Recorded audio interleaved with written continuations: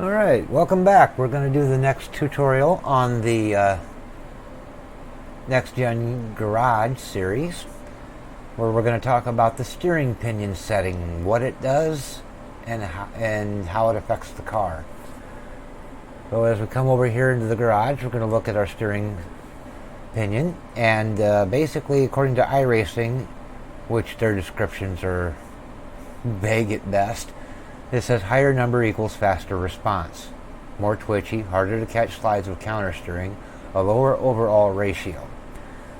Now let's make that a little bit easier to understand.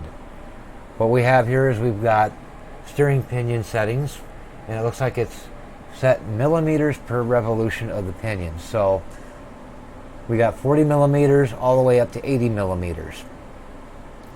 And this would be the equivalent of the steering ratio in the old car. So 40 millimeters would be like a 16:1 ratio, and the 80 millimeters would be like an 8:1 ratio. So we're going to start with the 40 millimeter setting and show you exactly what that does, and get her started up and on the track here.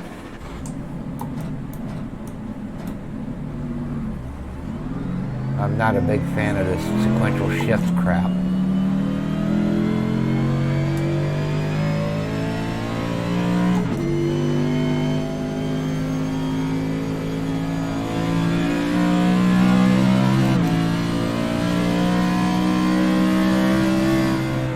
So as you see down on my little steering indicator down there in the bottom of the screen, I'm putting almost a quarter of a turn into the wheel.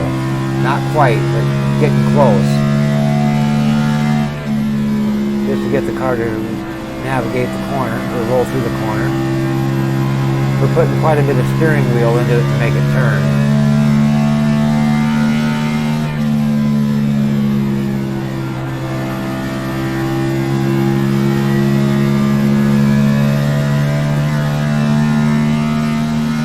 That should be enough to give an idea what the steering wheel is doing.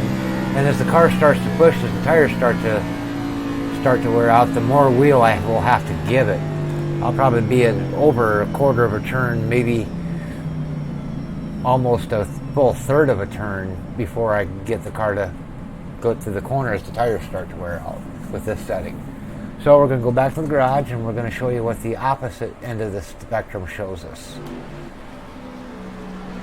Over here to the garage, back into here, and now we're going to go up to our steering pinion and we're going to set that to 80, which is the maximum setting it has. And this should make me not have to use as much steering wheel to make the car turn or make the car respond. So let's go out and we'll show you what we're talking about.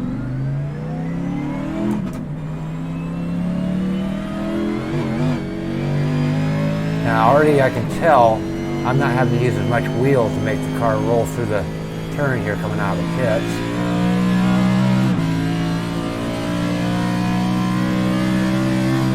Yeah, I'm using way less steering. I'm just barely turning the wheel compared to what I was before. And you can see that down on the steering wheel indicator.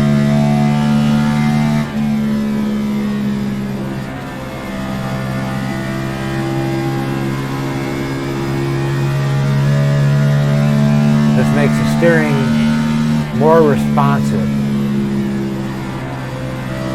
And on a very large track, this is going to make the car harder to drive. It's going to be harder to be smooth with it. Or a smaller track like Bristol or even this track, the faster ratio is very helpful. So that should show you enough to see what the steering pinion does. Go ahead and get ready to close this video out. And I'll go back into our garage. So a quick summary here. The steering pinion controls how much steering wheel you need to use, or how much steering wheel you got to put into the car to make the car turn. The lower the number, the more wheel you have to put into it to turn. The higher the number, the less amount of wheel you have to put into it to turn. And that basically comes to the conclusion of this particular lesson, and we'll see you in the next one.